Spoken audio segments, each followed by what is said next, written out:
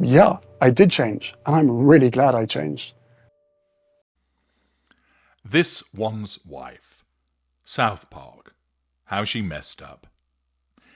What a surprise!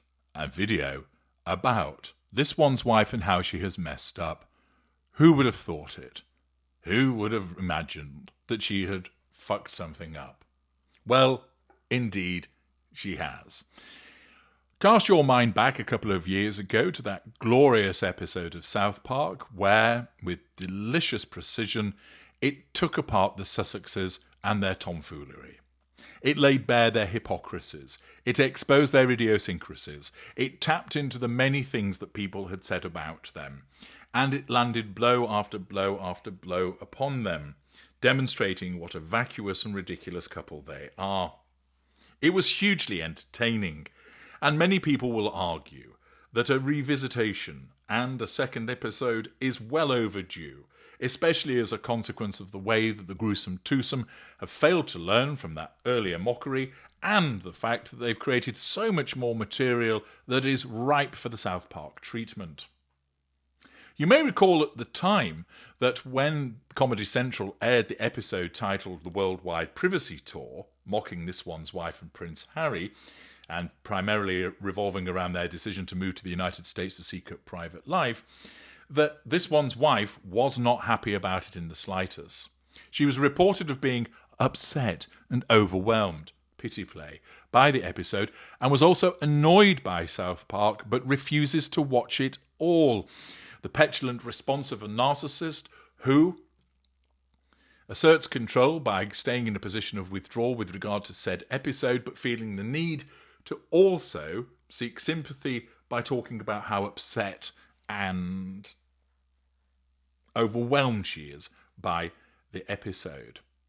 It was even suggested at the time that a lawsuit might originate. It was stated the legal team were casting an eye over the episode to see what is wrong and what could be turned into something more sinister.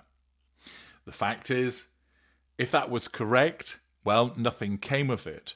And it demonstrated something that we've long known about This One's Wife, and also demonstrates how she repeatedly messes up when it comes to the application of her narcissism. This woman does not have a sense of humour. She finds the ridiculous entertaining. She also finds the banal entertaining. How so? How many times does she just laugh when there's no need to laugh? She does so because she thinks that it's twee. She thinks that it's endearing. She thinks that it's cute. That isn't the exhibition of an excellent sense of humour. It's the exhibition of a clown, of an idiot, that laughs at something where there is nothing to be laughed at. You've seen this time and time again in respect of her videos, where she'll be doing something and she'll issue a laugh at an inappropriate time.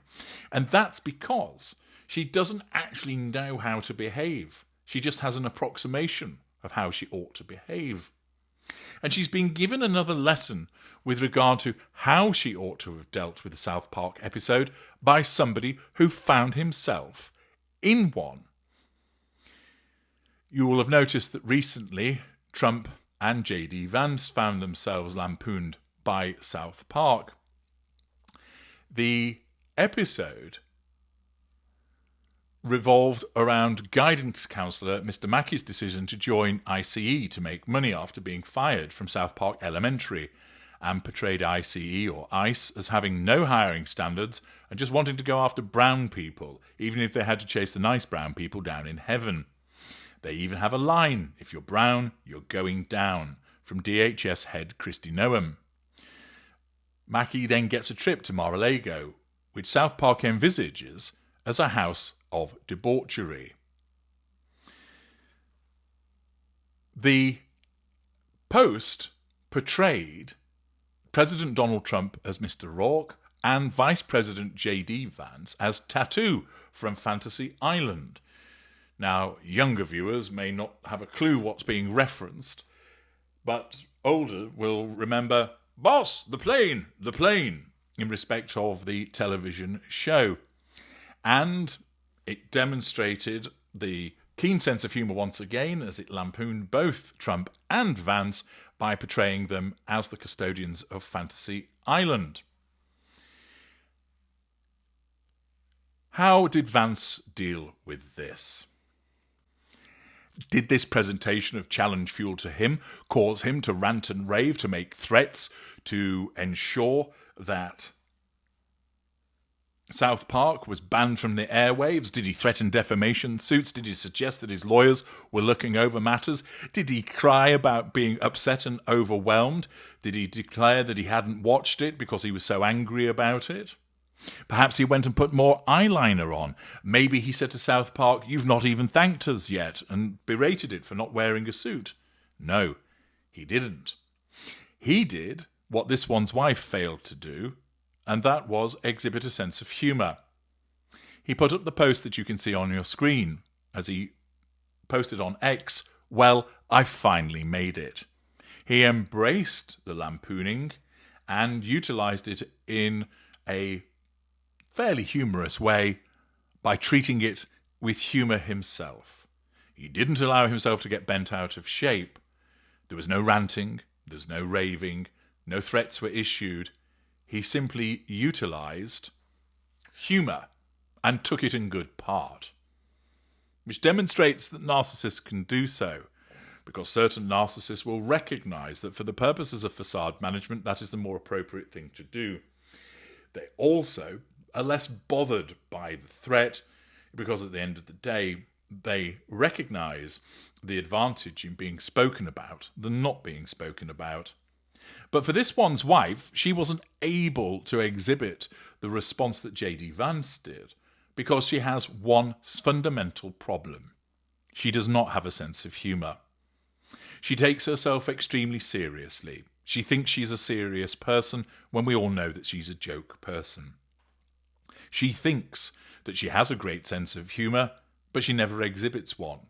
And we've seen many instances of her sense of humour failure as a consequence of her petulant, pathetic and pity-playing responses to when fun is poked towards her.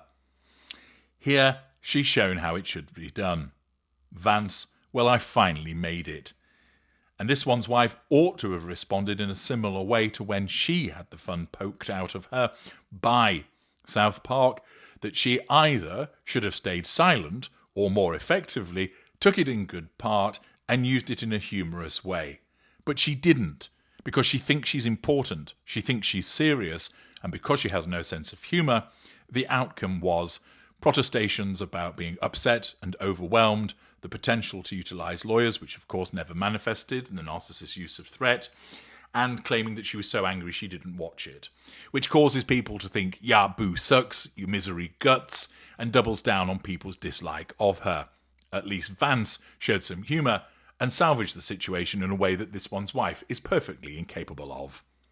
I'm H.G. Tudor. Thank you for listening.